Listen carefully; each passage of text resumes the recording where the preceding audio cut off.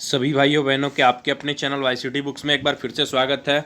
Please जो लोग अभी तक हमारे चैनल को सब्सक्राइब नहीं किए होंगे ज़रूर सब्सक्राइब कर लेंगे। उसके बगल में बेल आइकन है उसे भी दबा देंगे जिससे कि नोटिफिकेशन आप लोगों के पास पहुंच जाया करेगी। देखिए मैं डेली करंट अफेयर्स की वीडियोस प्रोवाइड करता हूं। मैं आप लोगों से बार बार कहते चला आ रहा हूं, काफ़ी लोग वीडियोज़ में कंटिन्यू नहीं रह रहे हैं।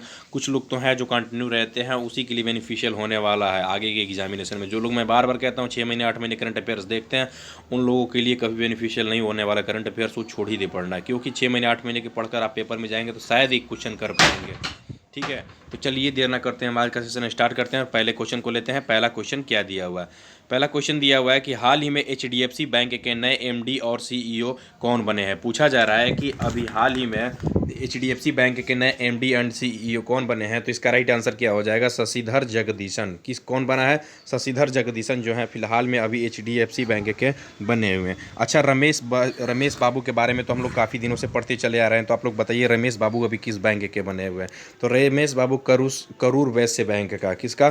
करूर वैश्य बैंक का अभी हाल ही में एमडी एंड सीईओ के रूप में बने हैं। और बात कर लें कि इसके अलावा जो एचडीएफसी बैंक के पुराने जो एमडी एंड सीईओ थे कौन थे, तो आदित्य पुरी, और इन्हीं का स्थान लेंगे शशिधर अभी जगदीशन। अच्छा, बहुत ज़्यादा इंपॉर्टेंट पॉइंट हो सकता है ये क्वेश्चन, इसलिए कि इससे जो रिलेटेड पिछली बार पूछा गया था कि कौन थे, तो इस बार जो बदल के हो गए हैं, कौन है? वरुण श्रीधर। तो ये किसके बन गए हैं? तो पेटीएम मनी के बन गए हैं। किसके? पेटीएम मनी के अभी हाल में वरुण श्रीधर जो है सीईओ के रूप में नियुक्त हो गए हैं। बात कर ले रहे हैं एचडीएफसी बैंक की इसकी स्थापना कब हुई थी, तो 1994 में स्थापना हुई थी और मुंबई में क्या है इसका फिलहाल में हेडक्वार्टर है। चलते हैं अगले नंबर क्वेश्चन की तरफ। अगला नंबर क्वेश्चन क्या दिया हुआ है कि किस देश ने गांधी जी की याद में सिक्के निकाले जाएंगे। पूछा जा रहा है कि किस देश में गांधी जी की याद में सिक्के निकाले जाएंगे। तो इसका राइट आंसर क्या हो जाएगा? तो इसका राइट आंसर हो जाएगा भी हाल ही में ब्रिटेन में। ब्रिटेन ने ऐसा कहा है कि अभी गांधी जी की याद में वो क्या करेगा कि सिक्के निकालेगा। और ये किसके द्वारा कहा गया है? तो BAME। थोड़ा सा बारे में इसके बारे में समझ लीजिए। BAME वहाँ की एक समुदाय है और उसी के द्वारा इस पर चर्चा किया और उसके बाद से कहा गया कि वो गांधी जी के नाम पर सिक्के निकालने के लिए सरकार को प्रेरित किए करेगा। इसका नाम है ब्लैक एशियन एंड मेरिटिक एथेनिक, इसका पूरा नाम है समुदाय का। BAME शॉर्ट फॉर्म में हम लोग जानते हैं, और इसी के द्वारा कहा गया है कि वो क्या करेगा? गांधी जी के याद में सिक्के निकालेगा। देखिए, जब भी गांधी जी की याद में अगर बात आती है तो हम लोग 2 ही या 3 देश ऐसे जो हों उसके बारे में हम लोग जानते हैं। ब्रिटेन के बारे में जानते हैं क्योंकि ब्रिटेन ने हमारे ऊपर राज किया था। बात कर ले रहे हैं साउथ अफ्रीका की, तो साउथ अफ्रीका में गांधी जी रहे थे या वहाँ पर काफ़ी ज़्यादा इनकी मंडेला वगैरह से दोस्ती चलती थी, इसकी वजह से गांधी जी। तो पॉइंट में अगर जब भी क्वेश्चन में ये देता है तो ज़रूर ये देश 2 देश जरूर देते हैं, ठीक है, क्योंकि वहाँ पे आपको कन्फ्यूजन हो सकता है इसकी वजह से। बात कर ले रहे हैं हम ब्रिटेन की, तो ब्रिटेन की जो कैपिटल है वो लंदन है। बात कर लें कि यहाँ की मुद्रा क्या है, तो पाउंड स्टर्लिन। क्या है? पाउंड स्टर्लिन जो है यहाँ की मुद्रा है। और सबसे पॉइंट इंपॉर्टेंट है कि बोरिस जॉनसन जो है फिलहाल में यहाँ पर पीएम है, जिनको कोरोना हुआ था लेकिन बाद में ये सही हो गए हैं। ठीक है, चलते हैं अगले नंबर क्वेश्चन की तरफ। अगला नंबर क्वेश्चन क्या दिया हुआ है कि हाल ही में किसे आकाशवाणी समाचार के महानिदेशक के रूप में नियुक्त किया गया है। पूछा जा रहा है कि आकाशवाणी समाचार के महानिदेशक के रूप में किसे नियुक्त किया गया है। तो इसका राइट आंसर क्या हो जाएगा? तो जगदीप भटनागर को। किसको? जगदीप भटनागर को अभी हाल ही में आकाशवाणी समाचार का महानिदेशक के रूप में चुना गया है। और जो सबसे ज़्यादा इंपॉर्टेंट पॉइंट है, ये किसका स्थान लेंगे? तो ये ईरा जोशी का स्थान लेंगे। ठीक है, ये भी क्वेश्चन आप लोगों को देखने को मिल सकता है कि इसके पहले कौन थे। ये क्वेश्चन हम लोग आरआरबी के जब पेपर दे रहे थे तब हम लोगों ने देखा था। बात कर रहे हैं कि जगदीप भटनागर हुए, इनका स्थान लेंगे। और एक पॉइंट आप लोगों को दिया हुआ है मार्कस ट्रायोजो दिया है। तो मार्कस ट्रायोजो को कहाँ का किया गया था? तो न्यू डेवलपमेंट बैंक का। कहाँ का? तो न्यू डेवलपमेंट बैंक के महानिदेशक के रूप में इनको चुना गया था। चलते हैं अगले नंबर क्वेश्चन की तरफ। अगला नंबर क्वेश्चन क्या दिया हुआ है कि हाल ही में किस देश ने गुजरात के क्षेत्र को अपना बताते हुए नया नक्शा जारी किया है। बहुत ही इंपॉर्टेंट क्वेश्चन है। क्या दिया हुआ है? गुजरात के क्षेत्रों को। तो आपको पता होना चाहिए, देखते ही क्वेश्चन, ये क्वेश्चन अगर ऐसा आए तो आपको कर देना चाहिए, क्योंकि गुजरात के बगल में कौन सा देश आपको पता होना चाहिए। तो ये पाकिस्तान है। और ऐसा हरकत भी कौन कर सकता है? तो पाकिस्तान ही कर सकता है। या तो चीन कर सकता है या तो पाकिस्तान कर सकता है।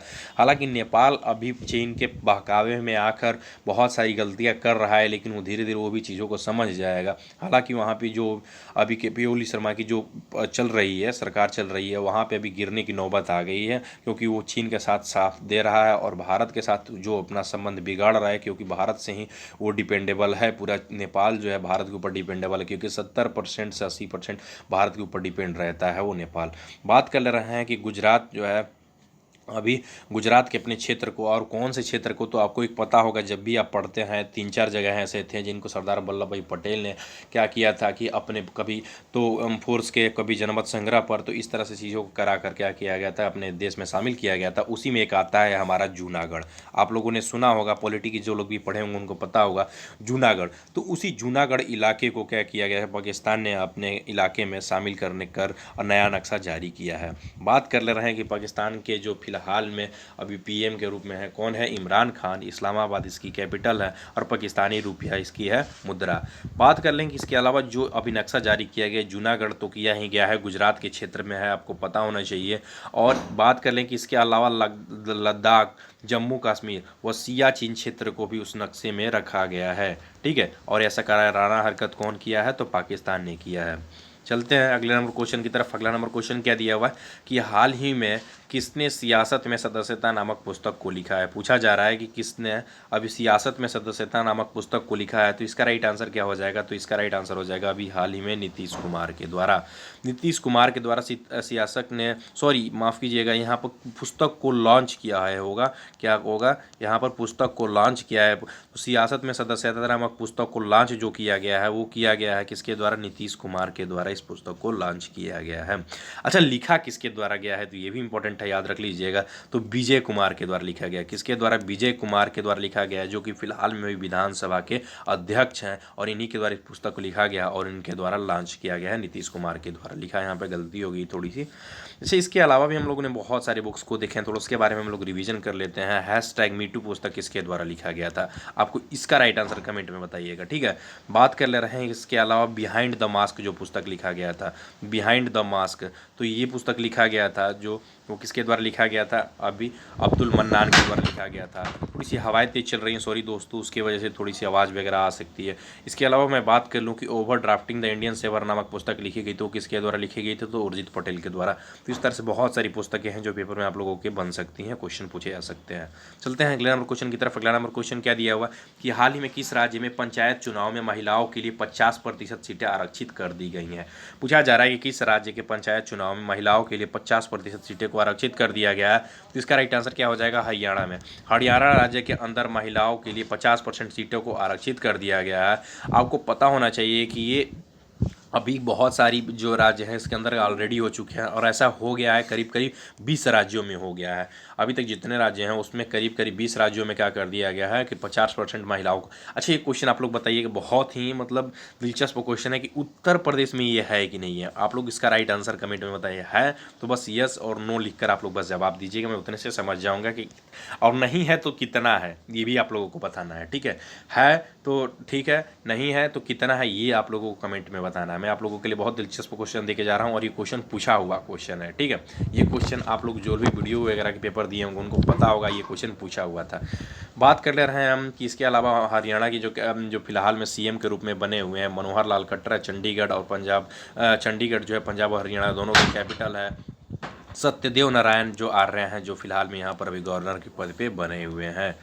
चलते, अच्छा एक पॉइंट दिया है उत्तर प्रदेश, आप लोगों के बारे में पता होगा कल हमारे लिए जो हमारा कल का डेट था वो हमारे लिए पूरे मतलब इतिहास के दृष्टिकोण से बहुत ही इंपॉर्टेंट डेट रहा, क्योंकि इसी दिन जो 500 वर्षों से चलती आ रही अभी जो राम की जन्मभूमि की जो लड़ाई थी वो ख़त्म हो गई, और इस पर क्या कर दिया गया कि अभी इस पर मंदिर की आधारशिला रख दी गई नरेंद्र मोदी जी के द्वारा, जिसके अंतर्गत किसके द्वारा पार्टिसिपेट किया गया, तो याद रख लीजिएगा इसके अंतर्गत बहुत सारे लोग गए थे, लेकिन 175 लोगों को समन भेजा गया था, जिसमें अभी जो इम्पोर्टेंट लोग थे उनके बारे में अगर हम बात कर ले तो नरेंद्र दामोदर दास मोदी जी थे। उसके अलावा कौन थे, तो ये आदित्यनाथ योगी व आनंदीबेन पटेल और मोहन भागवत, ये 4 लोग थे। उसके अलावा जो राजपुर परिवार के जो लोग थे राजा रामचंद्र के राज परिवार के, तो उसमें 2 लोग शामिल थे। उसके अलावा भी अदर कुछ ऐसे साधु संत थे जिनको शामिल किया गया था। लेकिन इंपॉर्टेंट पॉइंट यहाँ पे जान लीजिए कि माफ़ कीजिएगा, मुरली मनोहर जोशी वह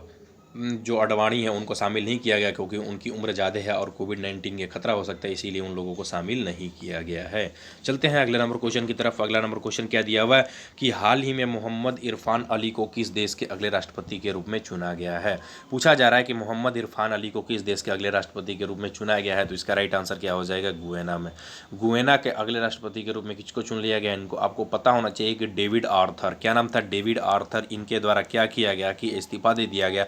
उसके बाद से फिर से गुयाना के मोहम्मद इरफान अली को क्या किया गया, राष्ट्रपति के रूप में चुन लिया गया है। बात करें इसकी कैपिटल क्या है, तो जॉर्ज टाउन, क्या है, जॉर्ज टाउन इसकी कैपिटल है।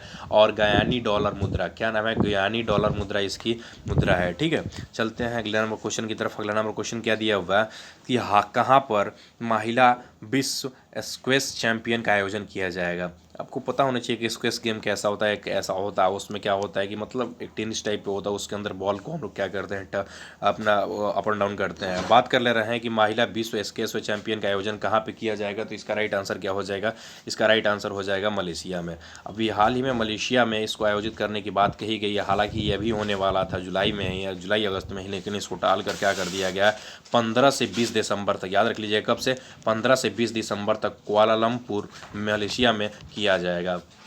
और एक पॉइंट यहाँ पे सबसे ज़्यादा इम्पोर्टेंट है, वो क्यों, क्या कि भारत इसके अंतर्गत शामिल नहीं होने वाला है। जो महिला विश्व स्क्वैश चैंपियनशिप होने वाला है, इसमें भारत शामिल होने वाला नहीं है। चलते हैं अगले नंबर क्वेश्चन की तरफ। अगला नंबर क्वेश्चन क्या दिया हुआ है कि हाल ही में किसके द्वारा असम राज्य में दूरदर्शन चैनल का शुभारंभ किया गया है।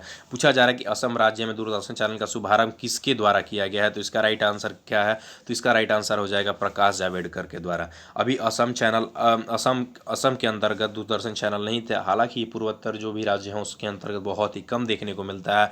तो अभी क्या किया जाएगा कि अभी प्रकाश जावड़ेकर के द्वारा इस चैनल को उद्घाटन वहाँ पर किया गया है। आपको पता होना चाहिए कि प्रसारण मंत्री हैं, उन्हीं के द्वारा क्या किया गया कि वीडियो कॉन्फ्रेंसिंग के जरिए इसका उद्घाटन किया गया है। असम की बात कर लें तो असम की जो कैपिटल है वो दिसपुर है। सर्बानंद सोनोवाल हैं, ये भी इसके अंतर्गत शामिल रहे और यहीं फिलहाल में वहाँ पर भी सीएम के रूप में बने हुए हैं। और जगदीश मुखी हैं जो फिलहाल में वहाँ पर अभी गवर्नर के पद पे बने हुए हैं। चलते हैं अगले नंबर क्वेश्चन की तरफ। अगला नंबर क्वेश्चन क्या दिया हुआ है कि हाल ही में किस राज्य में हिम तेंदुआ संरक्षण केंद्र स्थापित किया जाएगा। पूछा जा रहा है कि हिम तेंदुआ संरक्षण केंद्र कहाँ पे स्थापित किया जाएगा। नाम से पता चल जा रहा है कि हिम मतलब जहाँ पे ठंडी है वहाँ पे संरक्षण केंद्र अब किया जाएगा। वहाँ पर काफ़ी ज़्यादा अभी तेंदुओं को देखा गया, उसके बाद से ऐसा किया गया है। तो ये उत्तराखंड के, तो उत्तराखंड के याद रख लीजिएगा, उत्तरकाशी व पिथौरागढ़ में काफ़ी ज़्यादा तेंदुओं को देखा गया। उसके बाद से हिम तेंदुआ संरक्षण केंद्र को स्थापित करने की बात कही गई है। उत्तराखंड की बात कर ले, कैपिटल देहरादून है। त्रिवेंद्र सिंह रावत जो है फिलहाल में वहाँ पर सीएम के रूप में बने, बेबी रानी मौर्य जो है फिलहाल में वहाँ पर गवर्नर के पद पे बनी हुई हैं। चलते हैं अगले नंबर पॉइंट के बारे में डिस्कस कर लेते हैं। कुछ इंपॉर्टेंट पॉइंट है कि हाल ही में राजस्थान ने 20 अगस्त से इंदिरा रसोई को शुरू करेगा। राजस्थान राज्य सरकार है वो 20 अगस्त से क्या करेगा कि इंदिरा रसोई योजना शुरू करेगा। आपको पता होना चाहिए कि जो रसोई योजना है पहले बीजेपी चलाती थी, अभी तो इसका नाम बदल के इंदिरा रसोई योजना कर दिया गया। इसके अंतर्गत 8 रुपये में क्या किया जाएगा कि आपको भरपेट भोजन कराए जाएंगे। इसके लिए 100 करोड़ पर ईयर खर्च करने की बात कही गई है राजस्थान गवर्नमेंट के द्वारा। हालांकि ये बहुत दिन पहले ही योजना आ गई थी, लेकिन अब इसको 20 तारीख से क्या कर दिया जाएगा, स्टार्ट कर दिया जाएगा। चलते हैं कुछ अदर पॉइंट के बारे में देखते हैं क्या दिया हुआ है कि हाल ही में नितिन गडकरी ने खादी के सिल्क मास्क उपहार बॉक्स को लॉन्च किया है। थोड़ा सा नाम सुनने में अजीब लग रहा होगा, लेकिन ये ऐसा किया होगा जब भी लोग कोई गिफ्ट देते हैं तो इसको क्या किया जाएगा कि देखिए ये मास्क उपहार बॉक्स है और इसके अंतर्गत विभिन्न रंग के जो है खादी के जो सिल्क होंगे, सिल्क मास्क होंगे, इसके अंतर्गत रखे गए होंगे 20-25 और यहाँ पर लोग क्या करेंगे, इसको आप भेंट कर सकते हैं, जिसके तहत वो लोग एक दूसरे को मास्कों को दे सकते हैं जो विभिन्न कलर के होंगे और पूरी तरह से खादी के होंगे। तो ये किसके द्वारा ये ऐसा किया गया, लॉन्च किया गया, तो नितिन गडकरी जो कि हमारे परिवहन मंत्री हैं उन्हीं के द्वारा ऐसा किया गया है। बात कर रहे हैं कि देखिए इसके आंसर की प्रोवाइड की हुई, अगर आप इसकी पीडीएफ डाउनलोड करना चाहते हैं तो हमारे टेलीग्राम ग्रुप से जुड़कर आसानी से इसकी पीडीएफ भी प्राप्त कर सकते हैं। तो मैक्सिमम लोग हमारे चैनल से जुड़िए, चैनल को सब्सक्राइब कीजिए। और मैं बता दूं कि वाईसीटी आप लोगों के लिए हर प्रकार की बुक्स अवेलेबल कराती है, तो वाईसीटी के आप लोग ऑफिशियल साइट पर जुड़िए, वहाँ से बुक्स के बारे में देखिए। किसी प्रकार की बुक्स अगर चाहिए तो वहाँ पर आप कमेंट कीजिए सर मेरे को ये बुक चाहिए। अदरवाइज आप लोगों को हर फील्ड की बुक्स वहाँ पर अवेलेबल करा दी गई हैं। अगर किसी प्रकार की बुक्स अगर चाहती है तो वहाँ पर आप कॉन्टैक्ट नंबर भी दिए, वहाँ पर भी जानकारी प्राप्त कर सकते हैं। बुक्स के बारे में जानकारी प्राप्त करने के बाद से अगर बुक्स को आप खरीदना चाहते हैं, अगर लॉकडाउन की वजह से अगर जा नहीं पाते हैं तो आप अपने एड्रेस को नोट कराइए, पेमेंट कर दीजिए, बुक्स आपके घर तक पहुंचा दी जाएगी। तो चैनल को सब्सक्राइब कीजिए, वीडियो अच्छा लगे तो लाइक कीजिएगा और अपने दोस्तों में भी शेयर कीजिएगा। थैंक यू दोस्तों, थैंक यू।